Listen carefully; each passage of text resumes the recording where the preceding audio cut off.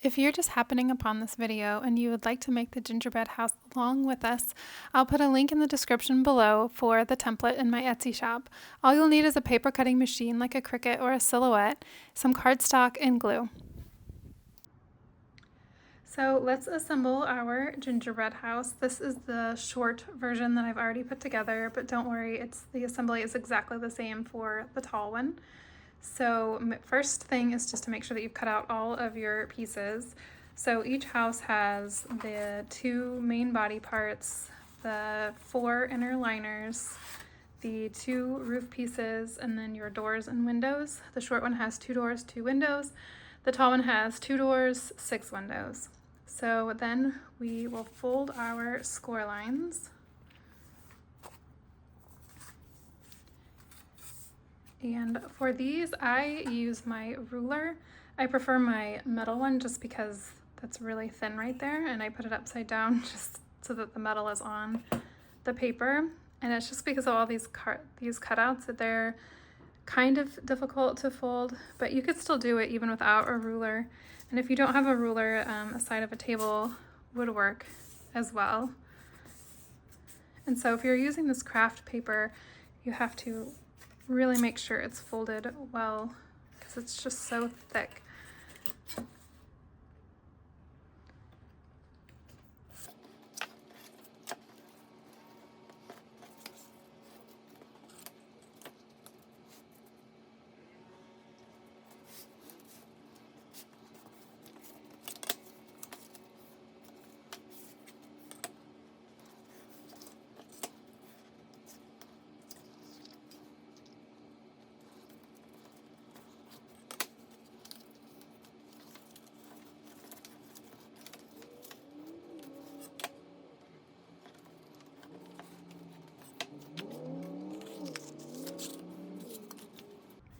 Okay, and then once we have everything folded, we will flatten it back out, which I know seems silly, but I do it that way because I just think it's easier to see the score lines to make sure that you aren't gluing your liners over the top of them, because then it makes it harder to fold.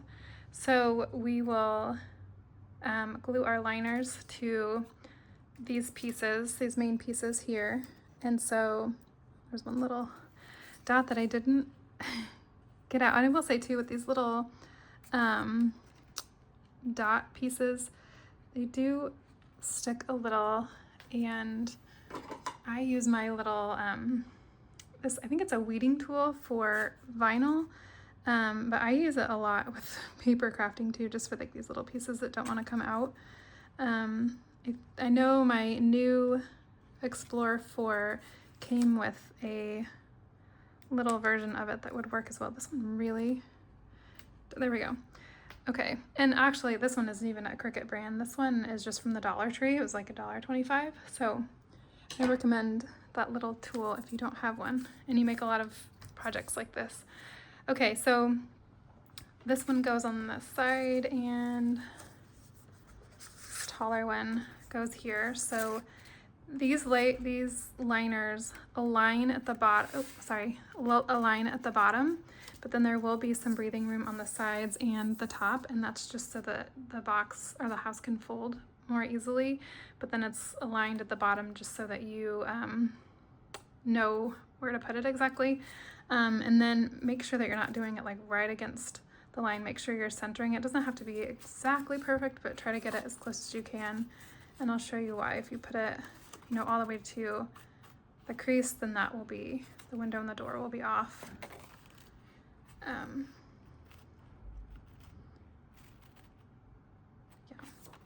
Oh, and I will say on this shorter one, the side liner, make sure that the thicker part of the liner is at the top and the shorter at the bottom. And as always, lay your pieces out before you glue anything, just to make sure that you have them right, because that can save you some accidents. So we'll go ahead and put our glue on this main piece here. And make sure that you get in these curly cues, especially because they will stick out for sure if you don't glue them.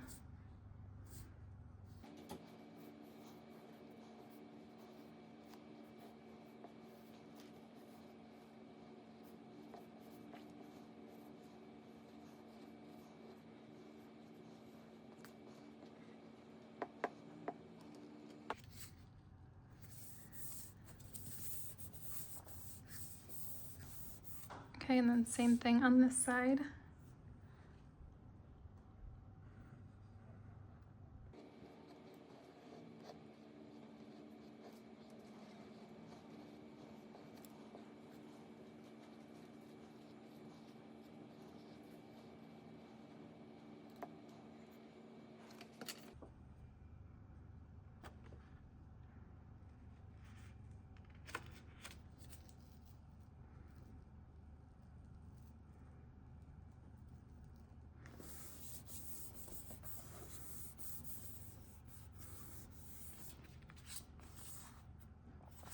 Okay, and then you'll turn it over and add, there's another little dot, okay. Add your doors and windows, and these just set, you know, right in there. It's pretty self-explanatory, they just fit right inside the scallops.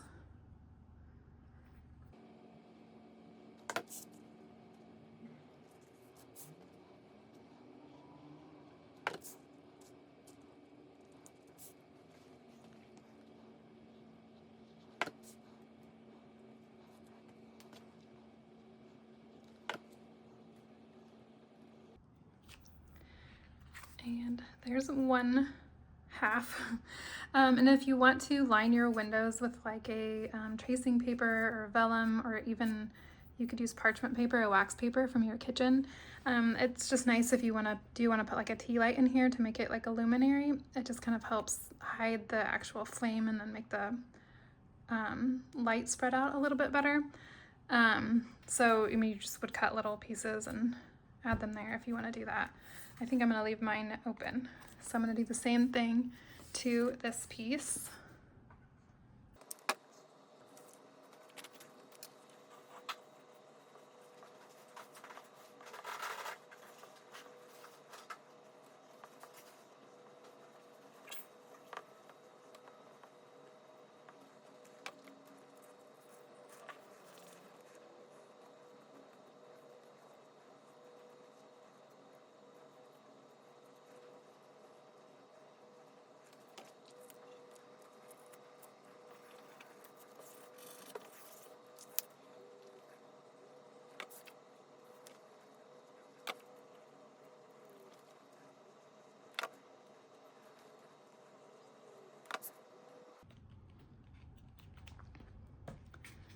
Okay, so then you have your two main pieces all finished, and we'll set those aside to dry for just a second before we attach them.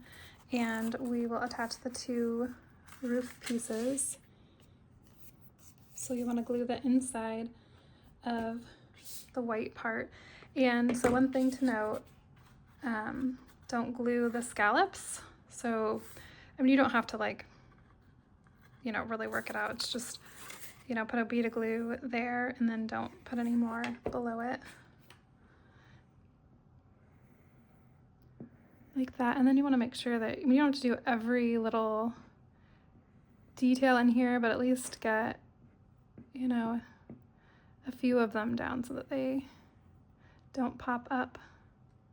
And then definitely, you know, get the perimeter of everything.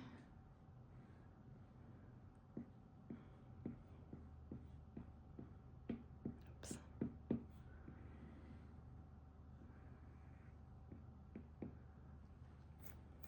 Okay, I get glue on the desk there.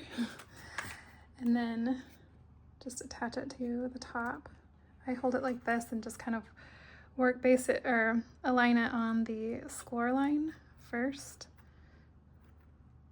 Don't push anything down too hard until you know that you have it exactly aligned, and then rub it all down. And then that is your cute roof. So we'll put that to the side, and we'll attach these two pieces with these tabs here. And so typically I say to go light on glue, but if you're using this craft cardstock, you want to go pretty heavy with it, especially on these tabs. Just because it is such a strong paper. And sometimes on this heavy of a paper, I'll use hot glue, I don't love that like it's so thick that you can kind of like see the seam more, but it does hold a little bit better. But this glue that I'm using is pretty good too. I've never really had any issues with them coming apart. And then I just want to give the folds an extra fold since we flattened them out to make sure they fit, to make the square.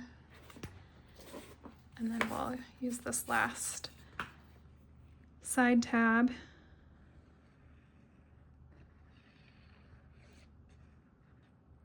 to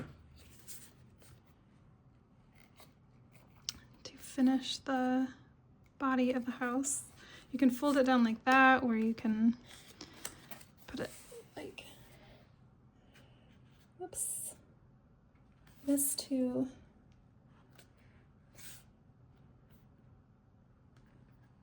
Really push down and make sure that it's attached. And then fold your roof tabs to be like the same pitch as your roof will be. And you can glue all of them at the same time and then place your roof on top, or I prefer to do one side at a time. So I'll do these 3 tabs. And then take your roof, and you'll want to make sure that this fold is right here. And then you'll also want to make sure that it's the same overhang on either side. So I do it like this, and then I put it very carefully on its side. This tall one is more difficult to do than the short one. And so you just make sure that it's even on either side, and then I put it on the like this too, so that I can really push down on the tabs to attach them to the roof.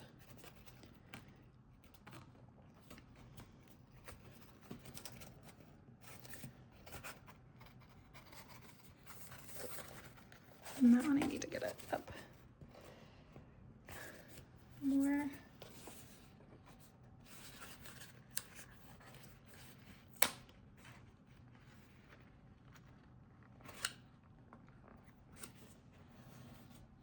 Okay, so it's really, really important to make sure that that point is right in the fold of the roof. That's why I just tore it off and put it back on. Paper is more forgiving than you think it is, really. And then gently fold this up, and sorry, hit the camera, and glue the last 3 tabs, and then fold it down, put it on its side again.